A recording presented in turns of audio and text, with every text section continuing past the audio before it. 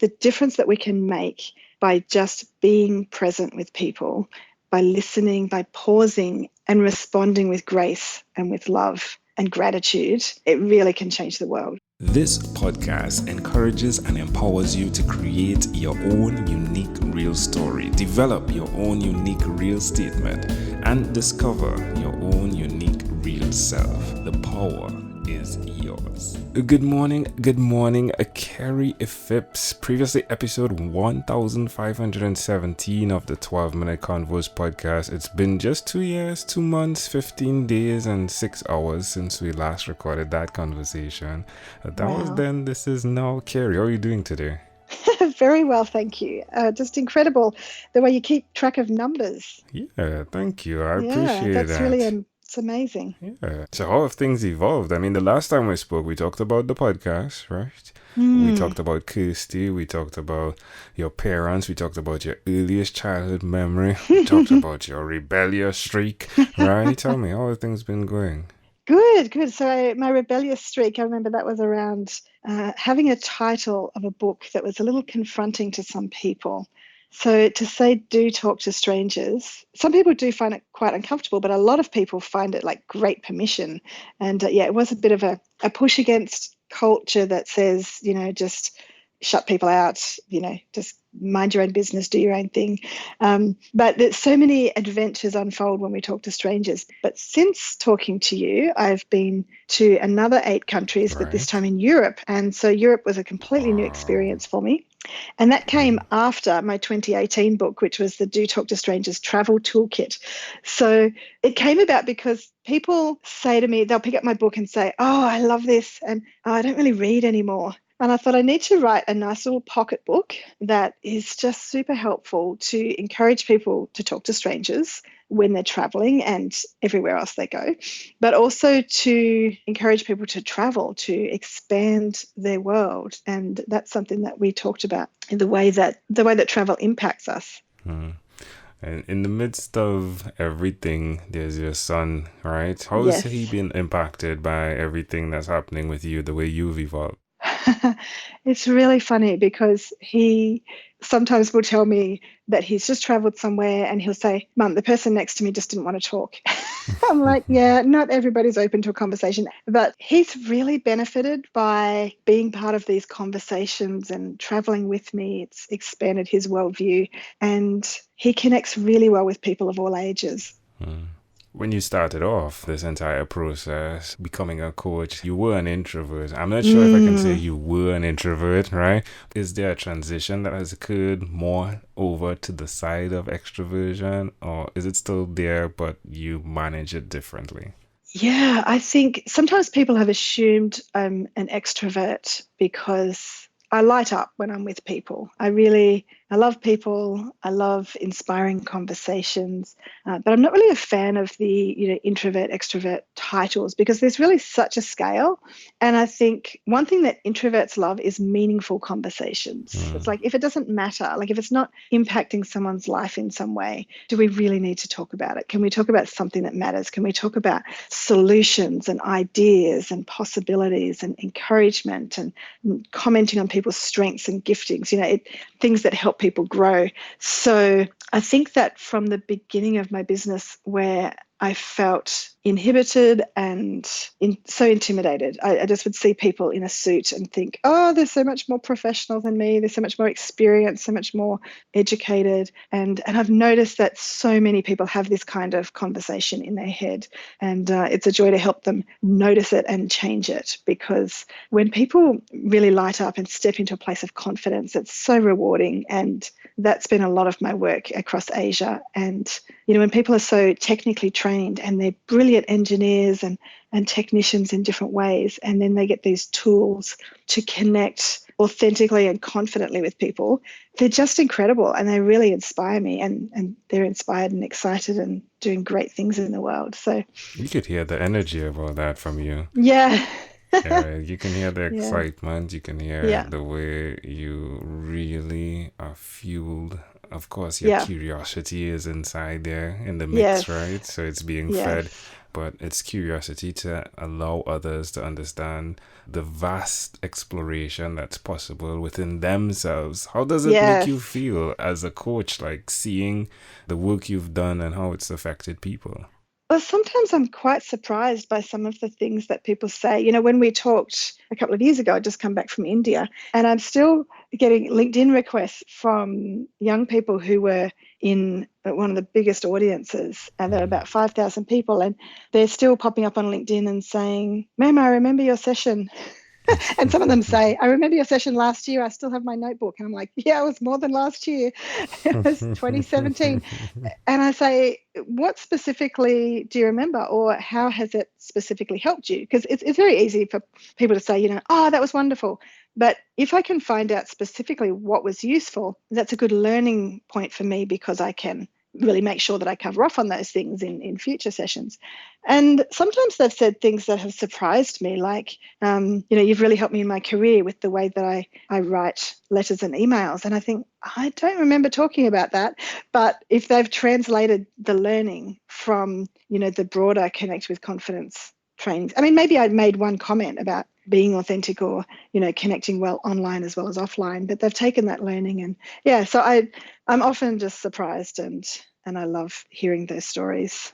I think you just tapped into something though, Kerrie, which is an Yeah. understanding that when we're having a conversation, we're really storytelling, and the person then reflects Mm-hmm. from their situation or what's Yes. their experience, and then it can really go past the exact words you spoke about into something like that person, where they Yes. translated it into, this is what I can communicate during conversations via emails or via Yes. whatever they're writing. Is that Yes. accurate?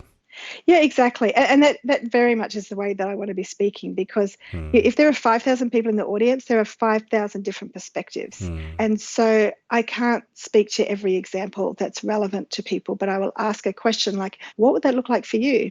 How would you implement this learning? Because everybody's going to be thinking about a different situation as they're hearing the content. So I do ask people to consider what happens in their world with this information. So it's really no surprise that they do Hmm. personalize it. That's what I want. I love that you mentioned curiosity, because I think that's something that, it's innate. We're born with it. Kids are so curious, and it can get a bit squashed out of us when we're in a classroom setting for so many years, and there's specific content that the teachers are teaching. And I think somehow we leave school, or many of us do, feeling like we should know stuff now, and we stop asking questions because we don't want to ask the wrong question. We don't want to look silly or look like we don't know what we're talking about. And through the coaching journey, so like 15 years ago, that was a big shift to reignite my curiosity. Hmm. And, it's still something that I work to develop, like taking time to just be curious about something. And, I'm fascinated with the coffee industry and how they, specialty coffee is a whole new world. But you ask questions and you see people light up when they talk about something that they're really passionate about. And I love being curious about that. And, this year I've been thinking, I just want to ask better questions this year. Hmm. You're the one asking questions today, but I'd love a conversation with you where I can just ask you all the questions too. Yeah, I was actually thinking about that. So I think we should organize that, Yes. because you've become a conversationalist, a Yeah. specialist at it. And yeah, I would love to experience that. Just this conversation is such of a fun opportunity to Yeah. dance. It's a dance, isn't it? It is. It is. I think in my first coach training, they talked about the dance of coaching, because it is a bit like a circle. It's like, it's questioning, it's clarifying, it's, you might say something and then I ask you, tell me more about that. And how does that make you feel? You've already asked me that question. And yeah, that conversation it moves around beautifully. There's a conversation that we run from, even with what has happened yesterday at the time of this recording with the death of Kobe Bryant. So, how do Mm. you have that conversation, the possibility that you could die today or tomorrow? Is it in the forefront of your mind or in the back end? No, but it's come up at specific times. So before I wrote Do Talk, well, I was in the process of writing Do Talk to Strangers. So it's around 2013, 2014. It was actually our 20th wedding anniversary. And a friend of ours passed away, and it was such a shock. And his parents were in their late 90s, like my grandparents. And so he was like my parents' age, a little bit younger actually. And I looked at Lyndon when I woke up and I just thought, you'd better be here another 20 years at least. And then I suddenly thought, how do I know how much time I have? I've just expected, my grandparents all lived into their late 90s, between 95 and 99. And so I just carried this expectation that that's kind of my time frame. And, you know, people say things, you've got good genes and everything, but I suddenly thought I don't necessarily have, you know, till I'm 95 or 99. And it really gave me the sense of urgency. I came home from that time away and I started decluttering. You know, I didn't want the house to be messy or, you know, too much in my wardrobe for people to sort through after I was gone. There was that, but there was also the get this book written, because this is my calling. This is my gift to the world. I have to do this book.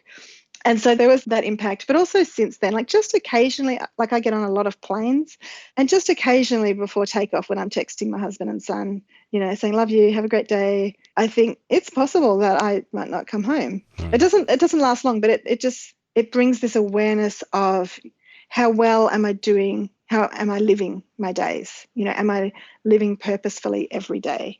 And you know, people might still have stuff to sort through in my office, but if they know that they're loved and appreciated, if they know that I believe in them, there's those things. Have I left those things in order? So, yeah, it does come up from time to time. Yeah.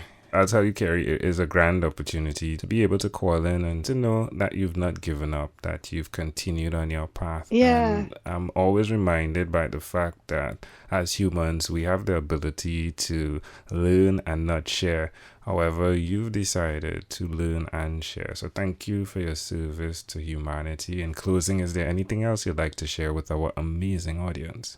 Just the difference that we can make by just being present with people, by listening, by pausing and responding with grace and with love and gratitude. It really can change the world. And so I just want to continue to encourage people to be purposeful connectors, to connect with confidence and authenticity and mostly with love. Amazing audience. Again, Kerrie Phipps. You can connect with her as easy as going to kerriephipps.com, right? It's really that easy, isn't it? Yes, she has amazing stuff going on there. Come on, do talk to strangers. Come on. Yes. And let me know that Angel sent you. Yeah, most definitely. When you're connecting, yeah. Don't just send Kerrie Phipps a connection request. There's the add note right in there, right? Or absolutely. On Facebook, you can message and say, hey, listen to 12-Minute Convos. Again, Kerrie Phipps, a pleasure, a treasure. Thank you for being on What is Inspired by 12-Minute Convos with Angel Jones. This podcast is produced by Pod Edits. Visit podedits.com for professional podcast publishing.